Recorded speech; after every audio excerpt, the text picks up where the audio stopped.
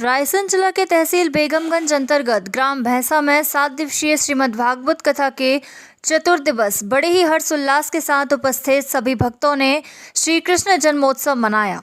साथ ही मुख्य यजमान रघुनाथ यादव सहित परिवार के वरिष्ठजन हनुमत सिंह, जगदीश सिंह, महराज सिंह, चंद्रेश सिंह, नेतराज सिंह, सोनू सिंह, राजा सिंह सहित समस्त परिवार के सदस्यों ने क्षेत्रवासियों से विशेष आग्रह किया कि भगवान की असीम कृपा से पूर्वजों के एवं ग्रामवासियों के आशीर्वाद से 7 दिवसीय कथा का रसपान पंडित श्री राजेंद्र कृष्ण शास्त्री महाराज जी के मुखारबिंद से ग्राम भैंसा में दोपहर 1 बजे से शाम 4 बजे तक रसपान कराया जा रहा है।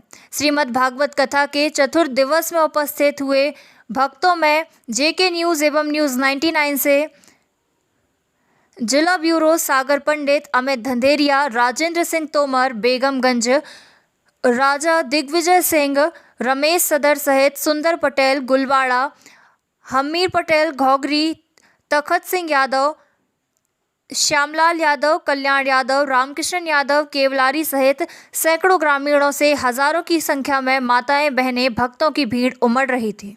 घर में कोई नहीं है। फिर बोले बेटा ये घंटी कहां से बज रही? बोले हमारे दादाजी तीसरी मंजिल पे रहते हैं। तुम्हारे दादाजी घंटी क्यों बजा रहे हैं? बोले लग रहा है कि उन्हें प्यास लगी होगी या भूख लगी होगी। तो महात्मा ने कहा कि तुम्हारे दादाजी को भूख प्यास लगा तो घंटी बजानी पड़ती है? बोले हाँ, जरा हमें मिलाओ। और दादाजी के पास महात्मा गए और महात्मा ने जब जाकर के देखा तो दादाजी बैठे बैठे घंटी बजा रहे थे। तो महात्मा ने कहा काय बजा रहे? बोले कहा करें महाराज, सुबह से कोई सुन नहीं रहा है, पानी तक नहीं मिला, चाय तक नहीं मिली आज सुबह से, क्या करें? तो लड़कों ने महात्मा ने कहा कि सब संपत्ति लिख दी इनको। अरे बोले महाराज मैंने सोचा कि बुढ़ापे में क्या करना, 2 रोटी तो खानी है। तो महात्मा ने कहा कि बजाओ घंटी। अब नहीं बचा कुछ हाथ में। बुढ़ापे में सेवा भी कुछ माल हो तो ही होती है, नहीं तो गए काम से। उन्होंने कहा कि महाराज कुछ ऐसा उपाय करो कि बच्चे सेवा करने लगे। तो महात्मा ने कहा कि ओरिजिनल तो चली गई, ओरिजिनल संपत्ति तो तुमने सब बर्बाद कर दी, बस अब एक डुप्लीकेट ही बची है कि कुछ काम कर जाए। तो बोले महाराज उपाय बताओ कि करें क्या? एक काम करो, घर में कोई नहीं था, महात्मा इतनी बड़ी पेटी ले आए और वह पेटी में छत पे धरी थी ईंटें, और वह पेटी में भरी ईंटें, समझ ले, इतनी बड़ी पेटी में भरी ईंटें और इतना बड़ा ताला लगा के बढ़िया एक कपड़ा बिछा के उस पे एक लक्ष्मी जी की तस्वीर धर के महात्मा ने कहा कि अब ओरिजिनल चली गई है, पर अगर सेवा करवानी है तो जब तक जिंदा रहो ये चाबी किसी के हाथ में मत देना।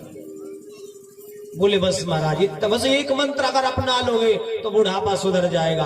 अब तो दादाजी घंटी नहीं बजाते, गड़ोर घंटी बजाते, ओम जय लक्ष्मी माता, और है कुछ नहीं, झूठो लगे जय हो लक्ष्मी माता, जय हो लक्ष्मी माता। अब एक दिन की बात, दादाजी जब घंटी नहीं बजा रहे थे तो बहुओं ने सोचा कि आजकल पता नहीं दादाजी की तबीयत तो ठीक नहीं, क्या देखें तो सही। वो बड़ी बहू गई तो दादाजी बैठे थे पेटी के पास, ओम जय लक्ष्मी माता की पूजा कर रहे थे। तो बहू ने कही दादाजी कमरे की सफाई कर दे। हाँ बेटा कमरे की सफाई कर दे, पर थोड़ी मेरी पेटी से दूर रहना। अच्छा, हमारी माताओं को जिस बात के लिए रोको वो अवश्य करें। इनसे कह दो कि वहां वो बहुत डर है, वहां मत जाना, वो वहीं जाए, पहले नंबर वहीं जाए। दादाजी ने कहा कि बहू अब पेटी से थोड़ा दूर रहना। अब वो गई झाड़ू लगाते लगाते और माने पेटी जैसे ही पकड़ी और जैसे पेटी को खींचा, अब बहू पे वो सब जई में धरी है। अच्छा हाँ बेटा एक बात बताएं, बच्चे सुनते नहीं है। अब तक मेरे मित्र के पास धर दी थी मैंने और सोचा कि जब जरूरत पड़ेगी तो बुला लेंगे, पर अब हमने ऐसा मन में आ रहा है और हम देख रहे हैं बेटा आंखों से कि बच्चे हमारा ध्यान नहीं दे रहे, तो हमने अपनी संपत्ति मंगवा ली। और ये क्या सोच, हमें इनके भरोसे थोड़ी है। बहू गई और बहू ने रात में बड़े बेटे के कान भरे, ए नौकरी पे कम ध्यान, दादाजी पे थोड़ो ध्यान दे लो, नहीं तो सब धरी रह जाएगी नौकरी। क्यों? दादाजी के पास इतनी बड़ी पेटी है।